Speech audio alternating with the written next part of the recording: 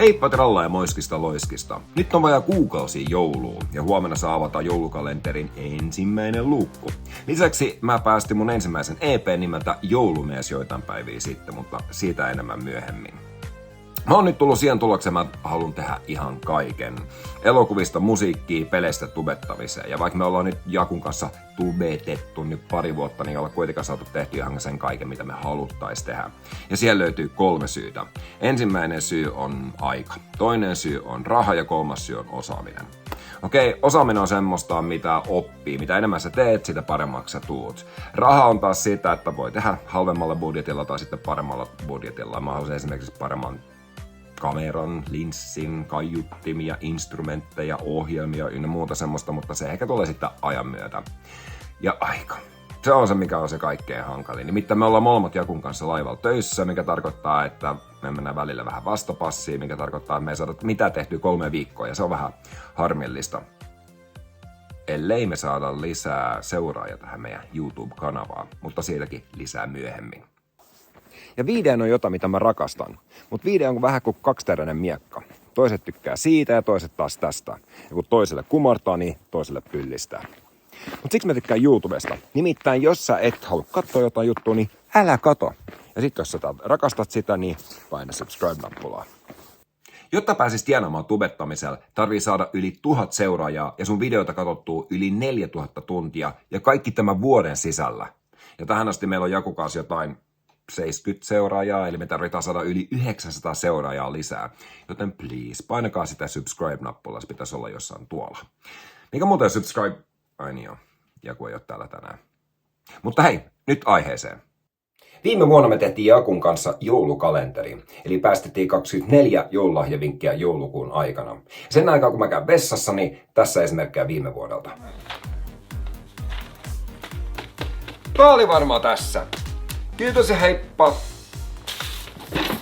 Eilen mä kerron teille semmosesta lahjavinkistä kuin CD-levy nuorisolle. Tiedätkö mikä olisi vielä pahempi pissikselle? No mä voin kertoa. Se on peli. Kyllä vain, kuulitte aivan oikein. Tänä vuonna meillä oli idea Jakun kanssa, mutta se idea kuusi, koska meillä ei ollut aikaa. Joten päätin tehdä tämmöisen yksinkertaisemman joulukalenterin, joka teema olisi tänään 24 joululahjavinkkiä, jotka ei maksa yhtikäs mitään. Idea on vieläkin sama, eli 24 lyhäriä, kun nykyään nuorison keskittymiskyky pyörii 3-5 sekuntia. Nykyään nuorison keskittymiskyky pyörii 3-5 sekuntia. Tämän takia ne näki näin paljon tämän päivän videosta.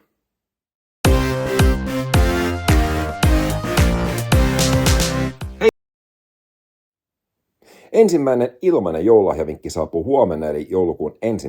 päivä ja viimeinen sitten tietysti jouluaattona. Ja niitä saa jakaa, jos sieltä tuntuu. Ja jos te tykkäätte enemmän pidemmistä YouTube-videoista, niin niitä on sitten luvassa ensi vuonna. Riippuu tietysti aivan oikein ajasta. Me tehtiin kyllä yksi semmoinen pitempi YouTube-video Jakun kanssa tänä vuonna, mikä kertoo Euroviisuristeilystä. Linkki löytyy sitten sieltä alhaalta, josta haluatte katsoa sen. Mutta hei, se siitä. Jos te olette ensikertalaisia tällä YouTube-kanavalla, niin mun nimi on Frans. Ja mä teen myös musaa yhdessä Frozone kanssa. Okei, se haluat tulla ulos tällä kertaa. Mutta me päästettiin, kuten tuossa aikaisemminkin mainitsin, niin Joulumies-niminen EP, missä on 4 biisiä. Jouluyö, mikä on traaginen kappale mun nuoruudesta. Jouluyö, huijatin minun eilispäivänä. Joululoulu. En tiedä mitä joululoulu tarkoittaa, mutta se kertoo kuitenkin joulunvietosta Mynämäessä. Nyt meillä on joululauluaika. Hyvää uutta vuotta Suomi, missä mun kaveri Jatsi ja kuvankaunis Amandakin esiintyy. Hyvää uutta vuotta Suomi, tämä oli ehkä rankempi vuosi. Ja tietenkin joulukalenteri, mikä kertoo just näistä mun joululahjavinkkeistä.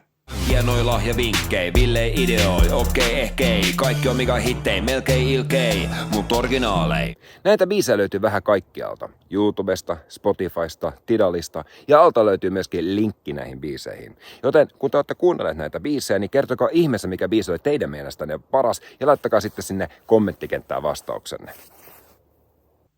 Se oli varmaan kaikki tältä erää. Eli Jakulla on mitä... Ai niin joo, Jaku ei ole täällä.